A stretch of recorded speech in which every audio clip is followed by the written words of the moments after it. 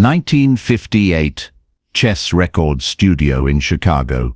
Chuck Berry had exactly 3 hours of studio time to record a new single. The song was called Johnny Be Good. Chuck started the first take. About 45 seconds in, the guitar solo began. Leonard Chess, the label owner and producer, was in the control booth.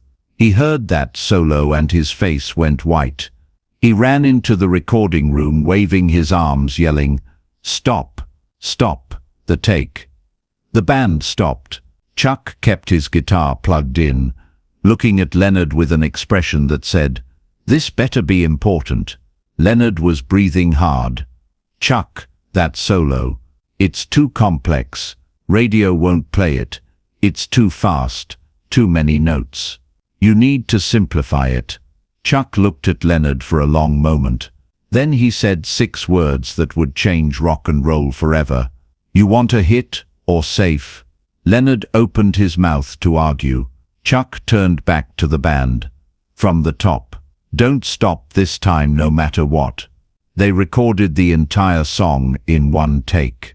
That too complex guitar solo that Leonard tried to stop. It became the most famous, most copied, most studied guitar solo in the history of rock and roll. And when Leonard heard the playback, he cried. May 1958. Chuck Berry was already a star. He'd had hits with Maybelline, Roll Over Beethoven, and Sweet Little 16, but he was always looking for the next song, the song that would define rock and roll forever. He'd been working on a song about a poor country boy who could play guitar.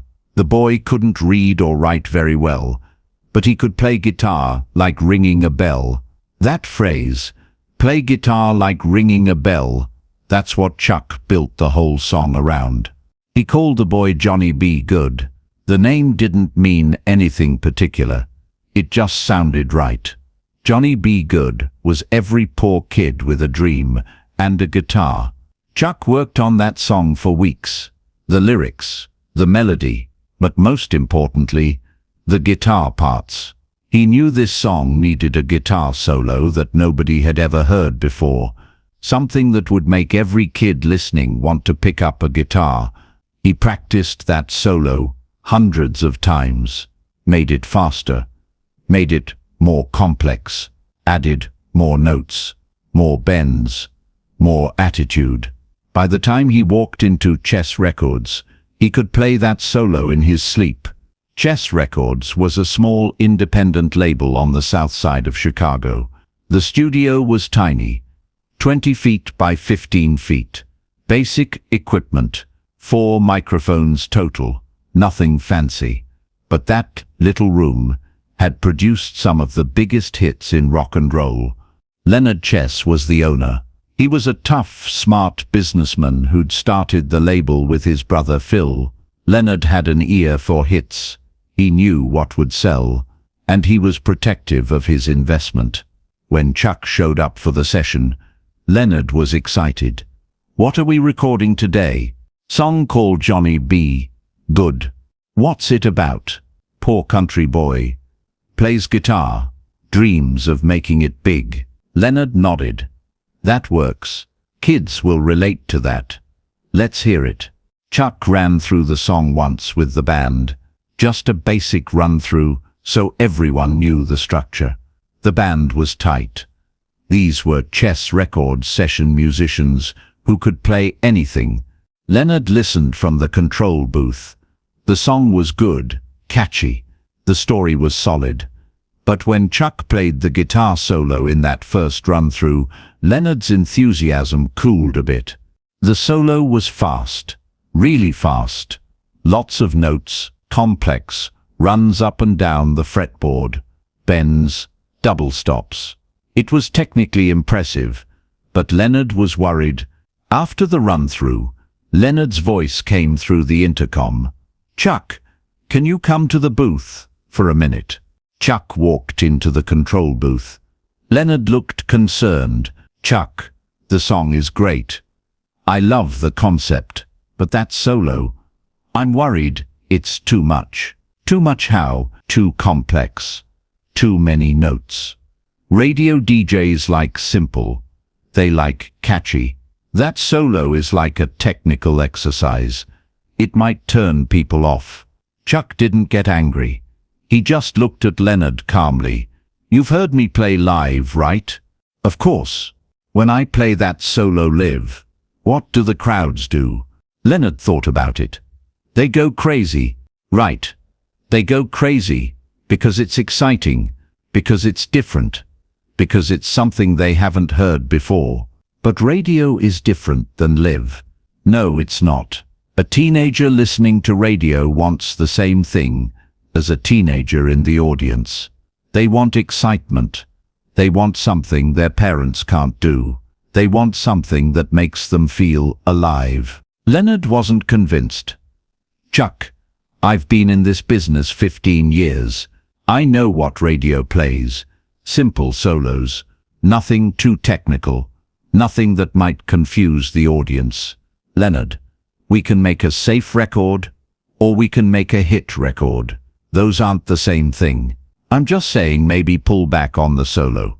Make it simpler, more accessible. Chuck stood up. I'm going back in there to record the song the way I wrote it. If you want to release it, release it. If you don't, I'll take it somewhere else. Leonard knew Chuck was serious, and Leonard knew Chuck's instincts had been right before. Okay, let's do it your way. But if radio doesn't play it, don't say I didn't warn you. Chuck walked back into the recording room. He picked up his guitar, looked at the band. We're recording this in one take. No stops, no second chances.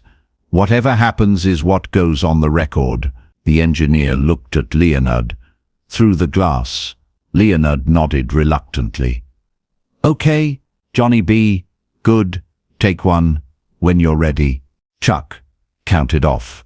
1, 2, 3, 4. The song started. Chuck's guitar came in with that opening riff that would become instantly recognizable. The whole band was locked in tight. Chuck started singing, deep down in Louisiana, close to New Orleans, way back up in the woods among the evergreens. The verses were perfect.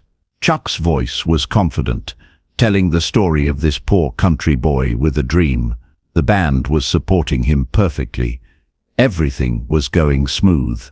Then 45 seconds in, the guitar solo section arrived. Chuck launched into the solo. He'd practiced hundreds of times. His fingers flew across the fretboard. Fast runs, string bends that made the notes wail, double stops that added harmony. It was technically brilliant and emotionally exciting at the same time. In the control booth, Leonard heard the solo and his stomach dropped. It was even faster and more complex than in the run-through. He thought Chuck would pull back. Instead, Chuck had pushed forward. Leonard jumped out of his chair and ran to the recording room door. He yanked it open and started waving his arms. Stop, stop, the take. The bass player and drummer saw Leonard and started to slow down. But Chuck kept playing. He didn't even look at Leonard. His eyes were closed. He was deep in the solo. The band, seeing that Chuck wasn't stopping, kept playing. Leonard ran into the room, still waving his arms. Chuck, stop. That solo is too complex. Chuck's eyes opened. He looked directly at Leonard while still playing, and he kept playing. Didn't slow down, didn't simplify. He played that solo exactly as he'd written it. Leonard stood there, arms falling to his sides, realizing Chuck wasn't going to stop. Chuck finished the solo and went back into the final verse. Maybe someday your name will be in lights, saying Johnny B. good tonight. The song ended. Chuck hit the final chord and let it ring out. The room was silent. The band was looking at Chuck. Leonard was standing there, not sure what to say. Chuck unplugged his guitar and walked toward the control booth. You can listen to the playback, Chuck said. If you don't want to release it, That's fine, but that's the record. That's the song. I'm not changing it. Chuck walked past Leonard into the control booth. The engineer looked nervously between Chuck and Leonard. Leonard took a deep breath and followed Chuck into the booth. "Let's hear it," Leonard said quietly. The engineer rewound the tape and pressed play. The song came through the monitors, and something happened that you can't predict in the middle of recording. The song sounded even better on playback than it had sounded live in the room. That opening riff grabbed you immediately. Chuck's vocal was confident and told a perfect story. And when the guitar solo hit, it didn't sound too complex at all. It sounded exactly right. It sounded like what rock and roll was supposed to sound like.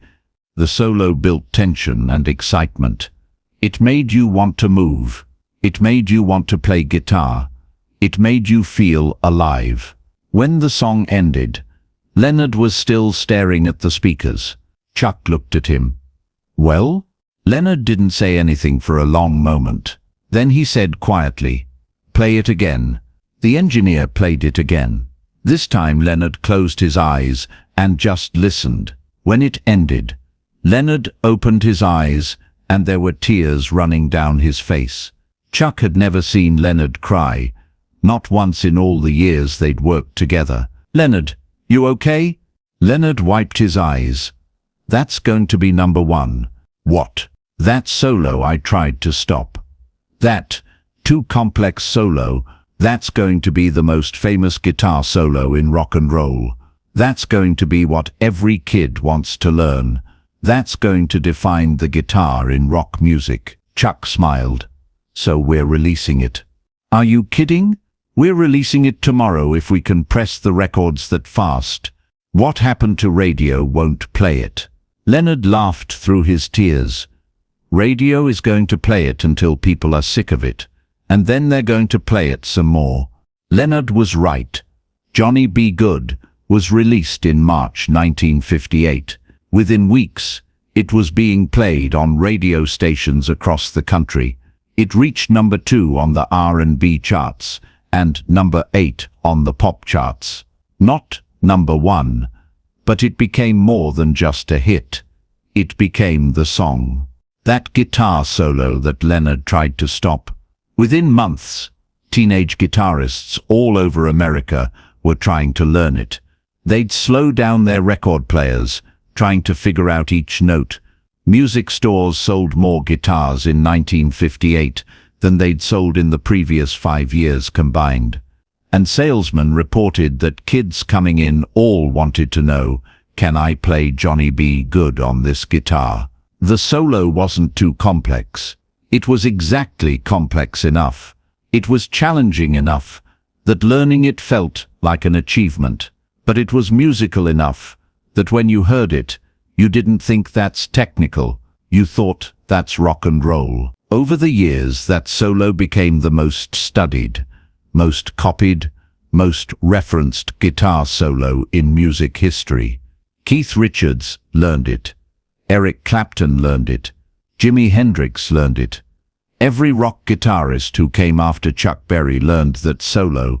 In 1977, NASA launched Voyager 1, a spacecraft designed to leave our solar system and potentially be found by alien civilizations. On board was a golden record containing sounds from Earth. Among the music selected to represent human achievement was Johnny B. Good. The solo that Leonard Chess thought was too complex for radio was chosen to represent human music to potential alien life. Leonard Chess died in 1969, just 11 years after that recording session. But before he died, he told the story of Johnny B. Good many times, and his version always included the part where he tried to stop Chuck from recording that solo. "I thought I knew what would work on radio," Leonard would say. "I thought I knew what was too complex for mass appeal, and I was completely wrong." Chuck knew. He knew that solo was what the song needed. He knew it would become iconic, and he refused to compromise even when I was yelling at him to stop. The lesson I learned that day, Leonard would continue, is that sometimes the artist knows better than the businessman. Sometimes too complex is actually just complex enough. And sometimes when everyone tells you to play it safe, the right answer is to play it exactly how you hear it in your head. Chuck Berry performed Johnny B. Good at almost every concert for the next 60 years, thousands of performances, and every single time when he got to that guitar solo, audiences went crazy, whether it was 1958 or 2008, whether the audience was teenagers or their grandparents who'd been teenagers in 1958, that solo still made people feel alive. In his later years, Chuck was asked about the recording session for Johnny B. Good, asked about Leonard trying to stop him. Leonard was a smart businessman, Chuck said. But businessmen want safe. They want predictable. They want what's already worked before. Artists can't think that way. Artists have to trust their instincts, even when everyone is telling them they're wrong. Leonard wanted me to simplify the solo because he thought it was too complex for radio, but I knew something he didn't. Complexity isn't the problem.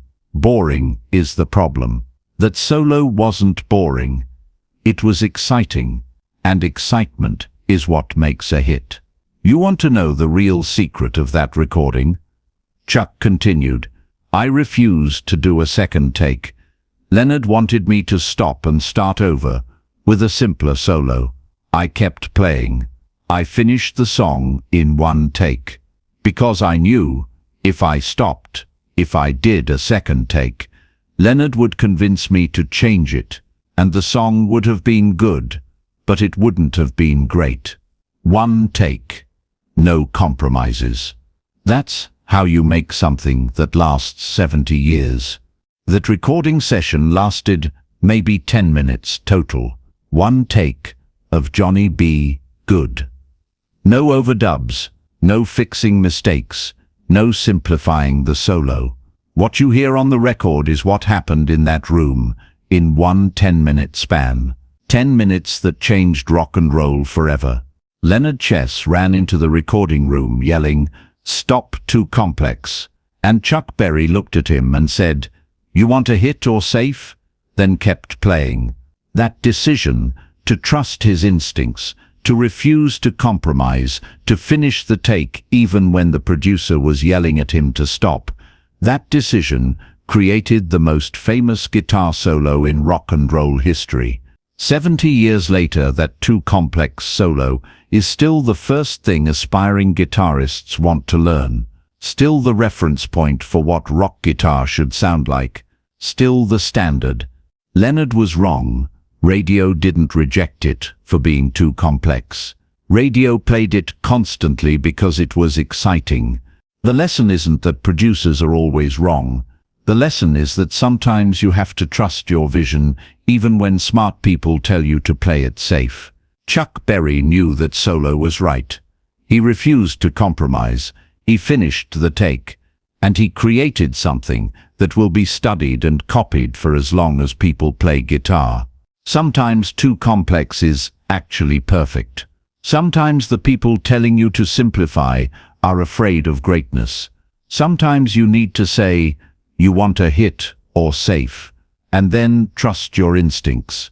If this story about trusting your instincts and refusing to compromise inspires you, subscribe and share with any creator who's being told to play it safe.